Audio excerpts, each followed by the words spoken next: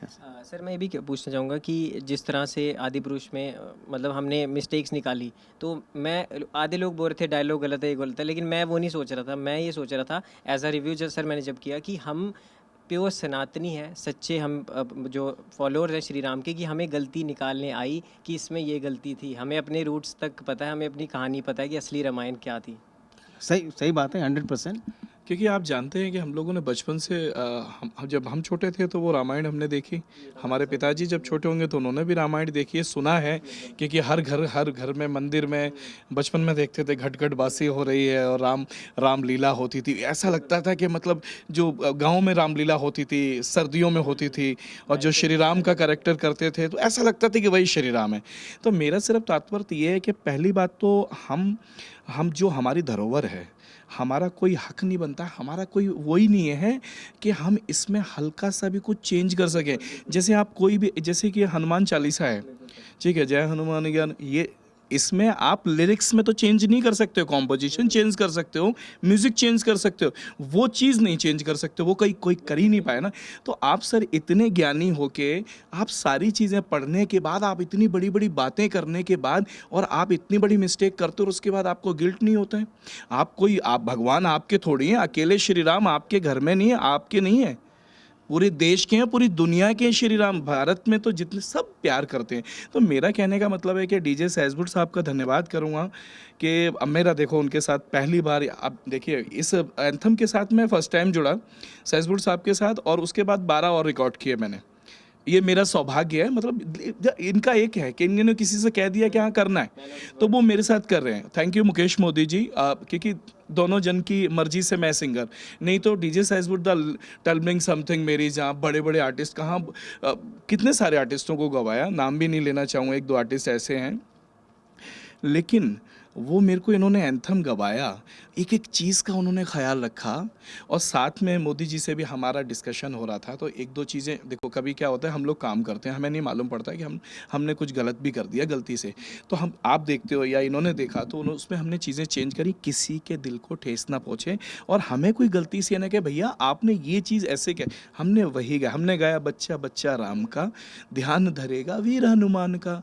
तो डीजे सहसबुट साहब के साथ काम करके ये पता चला इनको प्रॉपर, एक तो म्यूज़िक की नॉलेज, हर चीज़ की नॉलेज, लेकिन हर एक शब्द जो हमारे संस्कृति के हैं, जो हमारे देश की धरोहर है, उसका उनको बड़ा नॉलेज, क्योंकि वो ऑलरेडी हरिद्वार से बिलोंग करते हैं। और जब हरिद्वार चले जाओ तो सीधा सीधा माता गंगा मैया, चंडी माता, सब धाम मतलब वही हैं जी। मैं एक और बात बोलूँगा, जैसे कि अभी इन्होंने बात की, तो जैसे कि रामायण की बात करते हैं, मुझे नहीं पता आप लोग, तो आप यंग हो, जब हम रामायण देखते, जब टीवी में रामानंद सागर की जो रामायण आती थी, रोड के ऊपर ट्रैफिक बंद हो जाता था, रोडें खाली हो जाती थी, लोग नहा धो के चप्पल बाहर निकाल के टीवी देखते थे, इतनी रिस्पेक्ट होती थी।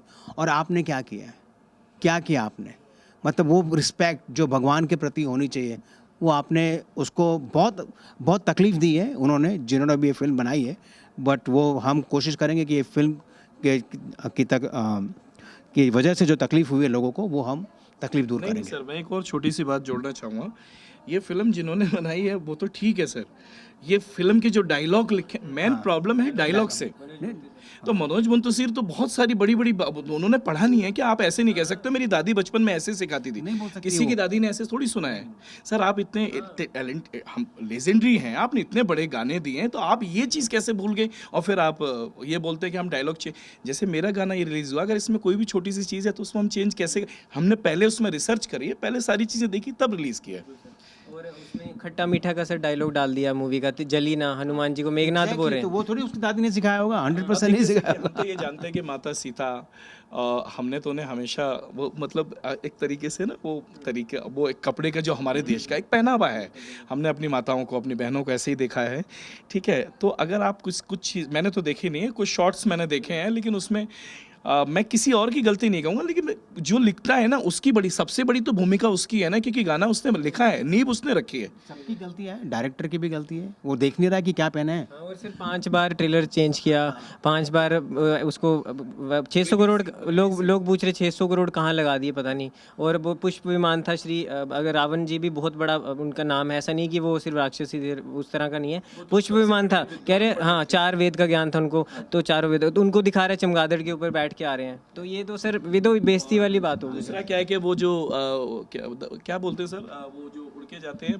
कागा, जटायु जी।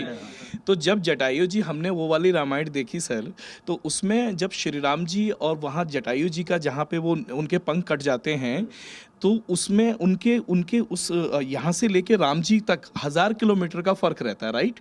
वो पैदल कई रातों में करते हैं, लेकिन जटायु जी अपनी सांस रोक के रखते हैं। इसमें दिखा रहे हैं एक शॉट में कि श्री राम जी और लक्ष्मण जी नीचे हैं और वो वहाँ पे वो मतलब चल रहा है। तो सर आप इतना चेंज नहीं कर सकते हो, कैसे कर दोगे, आप क्यों करोगे सर? देखिए मैं नहीं कह रहा हूँ, ये मैं नहीं कह रहा हूँ, मैं क्षमा प्रार्थी हूँ किसी के दिल को ठेस पहुँचाने। ये तो जो श्री राम जी का जिन्होंने रामायण में किया, उन्होंने खुद बोला है। सर आप ऐसा क्यों कर रहे हो? आप कह ही नहीं सकते हो ऐसा। अच्छा कहने के बाद अच्छा सरासर आप तो सीना जोरी कर रहे हो, आप साफ साफ बोल रहे हो कि जी हम चेंज कर देंगे और मैं इससे वो नहीं, ये तरीका नहीं होता है सर। साफ सीधी बात है कि अगर क्षमा प्रार्थी आप हो जाएंगे, हाँ मुझसे भी अगर कोई गलती हो जाएगी तो मैं तो हाथ जोड़ के क्षमा प्रार्थी हूँ और भविष्य में कोशिश करूंगा कि ऐसी गलतियां ना हो, दैट्स ऑल। बाकी का डीजे सहजगुट साहब हमारे। जी सर, आप इस पे क्या कहना है? सी उसका तो कॉल बता ही दिया मुकेश जी ने और उन्होंने, क्योंकि कुछ ज़्यादा ही वो शायद मैं ये समझ सकता हूँ कि अगर आप कोई चीज़ ज़्यादा कुक करने की कोशिश करेंगे ना, ज़्यादा ब्रेन लगाएंगे कि इसमें ये भी ले आऊँ ये भी ले आऊँ, तो शायद वो गड़बड़ होने के चांसेस हो जाते हैं। बहुत सिंपली अगर आप चले जाएंगे, जैसे तुम खुद भी लिरिक्स लिखते हो, तुमने मुझे बताया, अगर एक फ्लो बैठा के और उसमें फटाफट लिखते चले जाओगे तो बहुत ज़्यादा चांसेस होंगे कि उससे लोग कनेक्ट हो जाएं।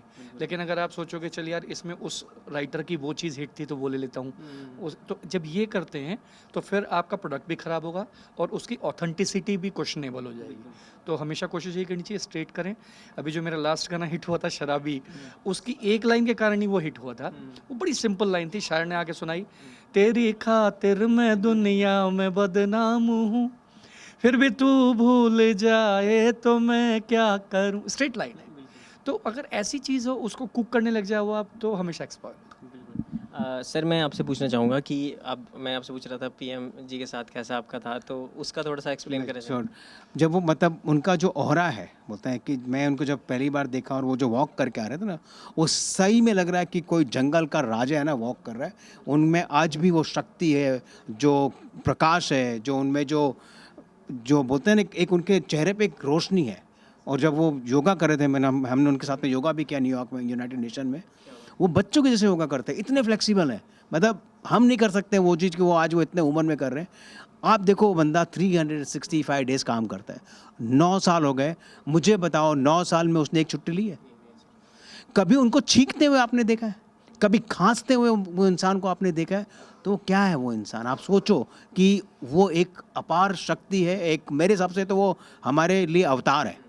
तो और वो अब जब हम वहाँ यूनाइटेड नेशन, उसके बाद हम कांग्रेस ब्रीफिंग में गए, जब वो एंट्री किए वहाँ पे, मैं आपको बता रहा हूँ 6 मिनट तक तालियां बजी, 6 मिनट तक। हमारे हाथ दुख गए, लेकिन लोगों ने तालियां बंद नहीं करी, जो आज तक कभी हुआ नहीं है।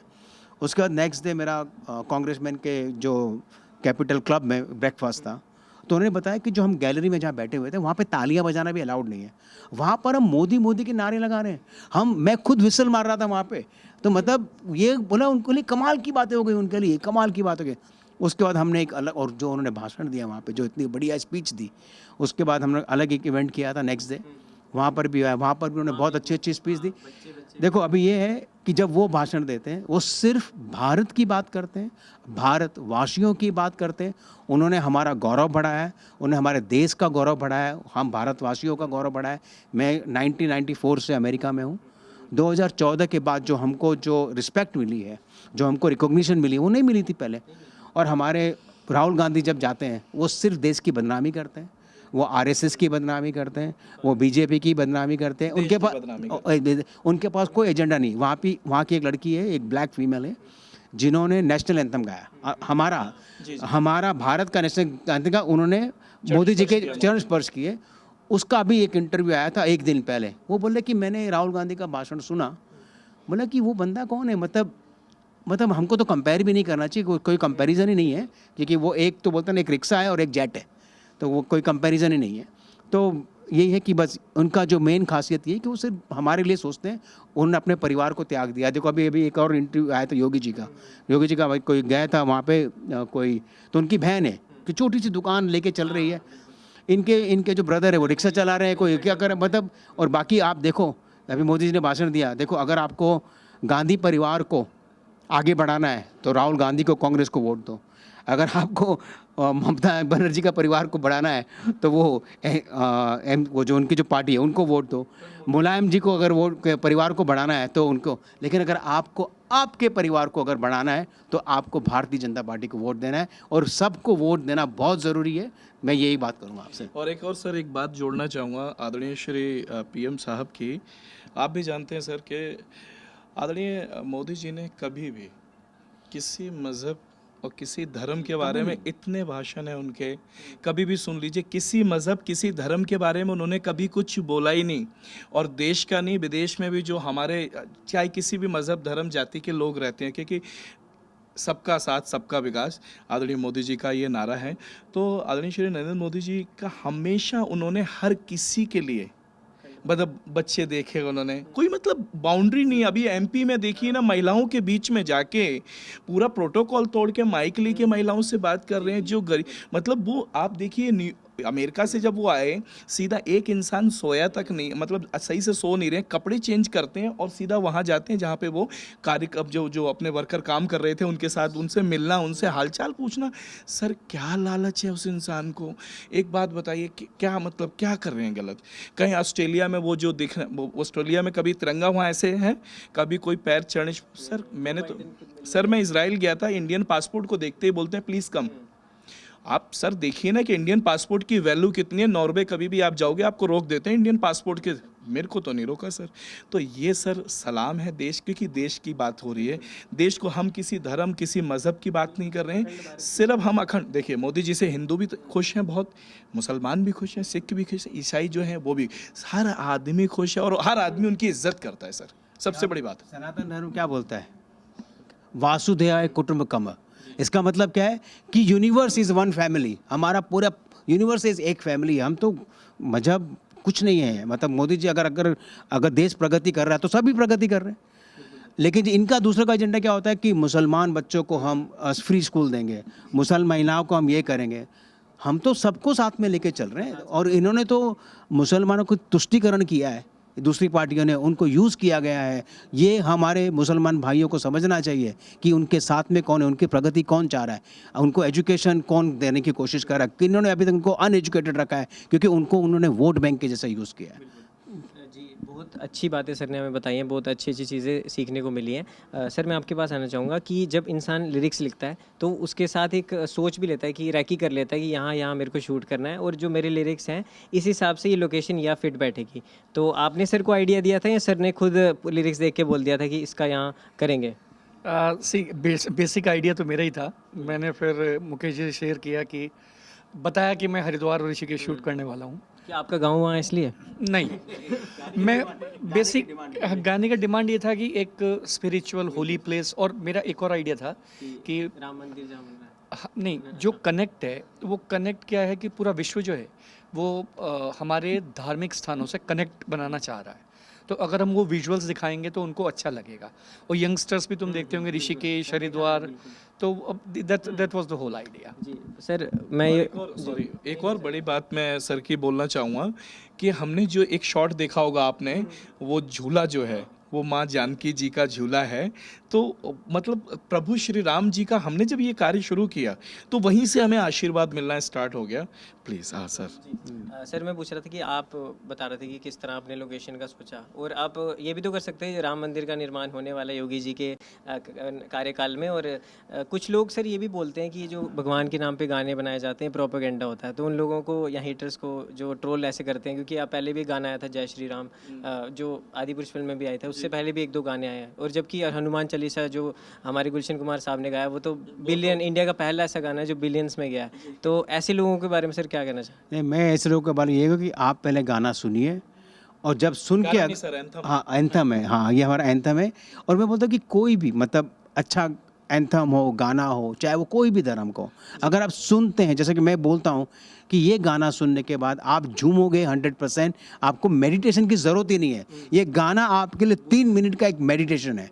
तो ये और सुने, वो जो ट्रोल कर रहे हैं उनकी आदत है, जिन एक बोलता ना, एक हर आदमी का एक नेचर होता है, किसी की आदत है, किसी का काम होता है बुराई करना, किसी का काम है प्रशंसा करना, वो जैसे जिनका जैसा नेचर है वो वैसे ही बात करते हैं। सर लास्ट क्वेश्चन आपसे कि आप जो भी आपकी ऑडियंस है, जो यंगस्टर्स हैं, क्योंकि यंगस्टर है तो देश है, तो उनसे आप एक लास्ट मैसेज दे दीजिए कि उनको ये गाना क्यों सुनना चाहिए और इस गाने बाकी से ये गाना किस तरह हटके है। तो तीनों सर आप तीनों दे दीजिए, मैं यहाँ जाता हूँ। ये ज़्यादा बोलेंगे। देखिए, बहुत सिंपल सी बात ये है कि ये गाना बनाया ही यंगस्टर्स के लिए गया है। जब मैंने आपके इंटरव्यू में नहीं बता पाया, मेरा करियर भजन से ही शुरू हुआ था, लेकिन जब मैं देखता था कि मैं शराबी जैसे गाने मिलियंस में जा रहे हैं, तो मैंने कहा क्यों ना ऐसा काम किया जाए कि म्यूज़िक तो ये लिया जाए और उसमें नॉलेज, अपनी माइथोलॉजी की नॉलेज डाली जाए, बस। तो ये इंफोटेनमेंट है, यस, प्रीचिंग नहीं है। तो इसलिए आपको सुनना चाहिए, और आप जब देखेंगे तो एक विजुअल ट्रीट भी मिलेगी आपको मज़ा आएगा। वो जो लोकेशंस जहाँ हमने शूट किया वो बहुत ही एक ऐसा मेस्मराइजिंग क्रिएट करती हैं सीन आपके दिमाग में कि it will 100% treat for you. तो आपने सुन लिया किस तरह से इन्होंने बताया अपने गाने के एंथम के बारे में। तो इस एंथम को ज़रूर सुनिए, रिलीज़ हो चुका है, यूट्यूब पे जाके आप सुन सकते हैं और जितने भी सोशल मीडिया प्लेटफॉर्म है सब पे अवेलेबल है, तो जाके इस एंथम को सुनिए। और सर बहुत बहुत शुक्रिया आपका हमारे साथ जुड़ने के लिए, थैंक यू। आपके दर्शकों को जरूर, आपके दर्शकों को राम राम, नमस्ते, प्रणाम, जय श्री राम। और उसके अलावा प्लीज़ आप इंडी फिल्म्स, आशीर्वाद दीजिए इंडी फिल्म्स वर्ल्ड के यूट्यूब चैनल पर जाके सब्सक्राइब कीजिए, इसको लाइक कीजिए, क्योंकि और भी बहुत सारे गाने, मतलब और एंथम बहुत सारे आ रहे हैं, तो वो आपको और देखने मिलेंगे, तो आप प्लीज़ सब्सक्राइब करिए। इस वीडियो में दोस्तों इतना ही आज के लिए, धन्यवाद।